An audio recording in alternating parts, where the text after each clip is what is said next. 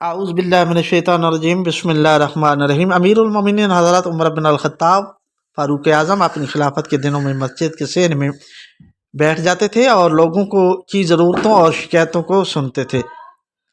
ہر صوبے کے گورنر سے ان کی ملاقات مکمل رودات منگواتے تھے۔ سفر میں ہوتے تو راہ چلتوں سے حال معلوم فرماتے۔ رات کو مدینہ منورہ کی گلی کوچوں اور بازاروں میں گشت لگا کر وہاں کے رہنے والوں کو خبرگیری کرتے تھے۔ ایک رات آپ معمول کے مطابق حضرت ابن عباس کے ساتھ مدینہ منورہ کی گلیوں کا گشت لگا رہے تھے۔ رات کافی ہو چکی تھی، مکانوں اور خیموں کی روشنیاں گل ہو چکی تھیں۔ مدینہ منورہ کے باشندے نیند گہری سو رہے تھے، مگر ایک پھٹے پرانے خیمے میں ابھی تک چراغ ٹمٹما رہا تھا اور دو عورتوں کی باتوں کی آوازیں آ رہی تھیں۔ ان عورتوں میں ایک ماں تھی اور دوسری اس کی بیٹی۔ ماں بیٹی سے کہہ رہی تھی، دودھ بیچ کر جو پیسے تو لاتی ہے وہ اتنے کم ہوتے ہیں کہ گھر کا خرچہ بڑی تنگی ترشی سے چلتا ہے۔ میں جب تیری عمر کی تھی تو دودھ میں پانی ملایا کرتی تھی اور بڑے آرام اور آسائش سے گزر بسر ہوتی تھی۔ بیٹی میری مان اور صبح سے دودھ میں پانی ملانا شروع کر دے، 4 پیسے زیادہ آئیں گے تو گھر کی حالت سدھر جائے گی۔ توبہ توبہ امی، کیسی باتیں کرتی ہو؟ بیٹی ماں کو ٹوکتے ہوئے بولی۔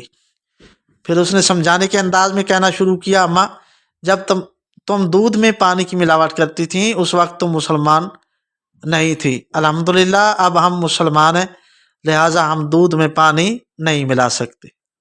ماں بولی، آخر اس میں حراجی کیا ہے؟ دودھ میں پانی ملانے سے اسلام پر کون سی آنچ آتی ہے؟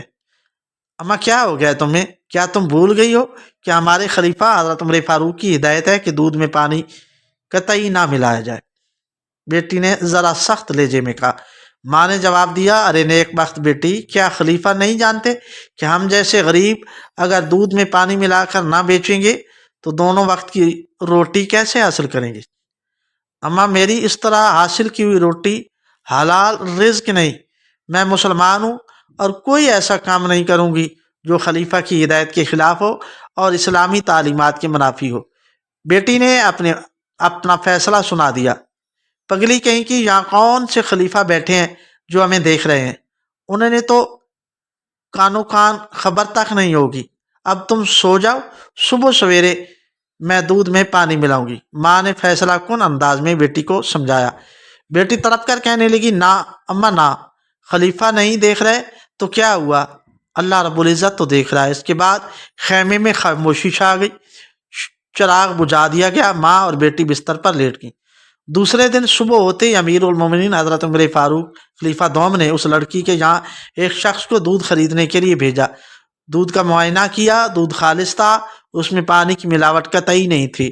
حضرت عمر فاروق نے اپنے رات کے ساتھی حضرت ابن عباس سے دریافت کیا کہ ایسی نیک کردار اور اللہ سے ڈرنے والی مسلمان لڑکی کے لیے کیا انعام ہونا چاہیے؟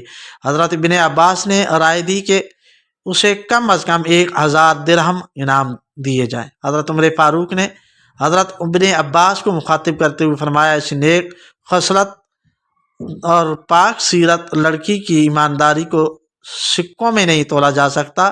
میں تو اس لڑکی کو ایسا انعام دینا چاہتا ہوں جو اس کے شایان شان ہو۔ ماں اور بیٹی کو دربار خلافت میں طلب کیا گیا۔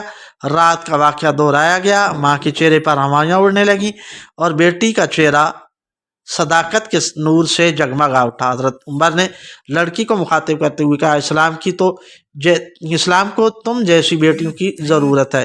مسلمانوں کا خلیفہ ہونے کی حیثیت سے میری خواہش ہے کہ میں تمہیں اپنی بیٹی بنا لوں۔ حضرت عمر فاروق اعظم کے 2 بڑے فرزند تھے، حضرت عبداللہ اور حضرت عبد الرحمن کی شادی ہو چکی تھی، مگر آپ کے تیسرے فرزند حضرت عاصم کی شادی ابھی نہیں ہوئی تھی۔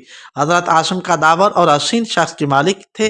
وہ اپنے وقت کے اچھے شاعر تھے، عالم تھے اور اسلامی اخلاق اور سیرت کا نمونہ تھے، لہٰذا اس پاک باز لڑکی کا نکاح ان سے کر دیا گیا۔ خلفائے راشدین یعنی حضرت ابو بکر، حضرت عمر فاروق اعظم، حضرت عثمان غنی اور حضرت علی کرم اللہ وجہ الکریم کے بعد اگر کوئی خلیفہ مذہب کے مجسم تصویر تھا تو وہ سلسلہ بنو امیہ میں حضرت عمر بن عبدالعزیز، اور آپ اسی صاحب کردار نیک سیرت اور دودھ میں پانی نہ ملانے والی خاتون کے نور سے تھے۔